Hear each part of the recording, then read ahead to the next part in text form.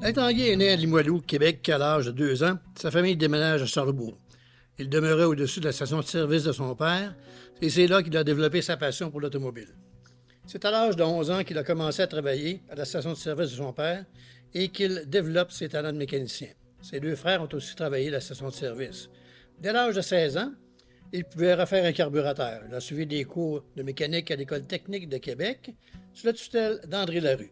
Il a travaillé au garage de son père jusqu'à l'âge de 25 ans.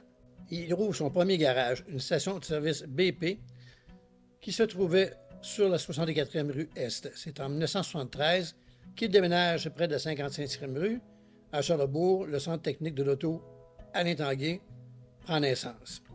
Il a construit l'un de ses premiers hot rods à Québec, une Ford 1933 avec un moteur flathead muni de 3 carburateurs. Il va d'ailleurs courir avec cette voiture sur le boulevard Laurentien alors qu'il était encore fermé au public. Il conçoit aussi un Chevy 2 avec un moteur 301 pouces cubes qui était très rapide. Il rencontre Mike Boutette et devient membre du club Les Scavengers. Alain Tanguay achète une voiture construite pour l'accélération, le Précurseur, un Dodge 54 qui avait pris feu. Il refait la voiture. Le peintre Pete Véro dessine une perche avec un baluchon et la voiture devient le Vagabond. Lors d'une course à la piste de Saint-Eugène en 1969, il perd le contrôle de la voiture et fait plusieurs tonneaux.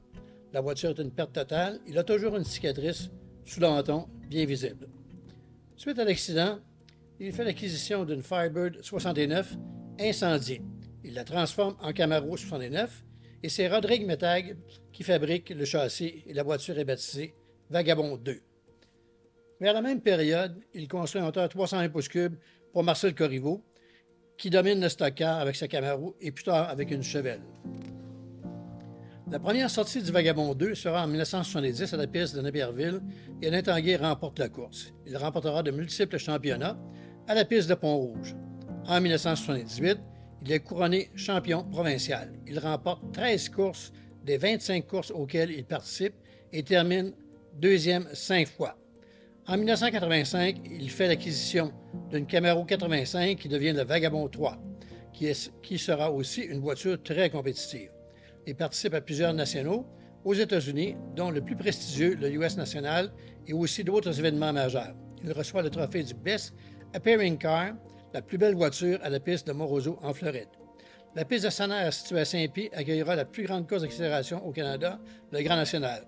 Lors de cet événement, qui occupe une place très spéciale pour Alain Tanguay, il remporte le trophée de Best Engineering, la meilleure voiture construite en 1985 lors de cette course. Mais sa plus belle performance fut sa deuxième place lors du Keystone National à Reading, en Pennsylvanie.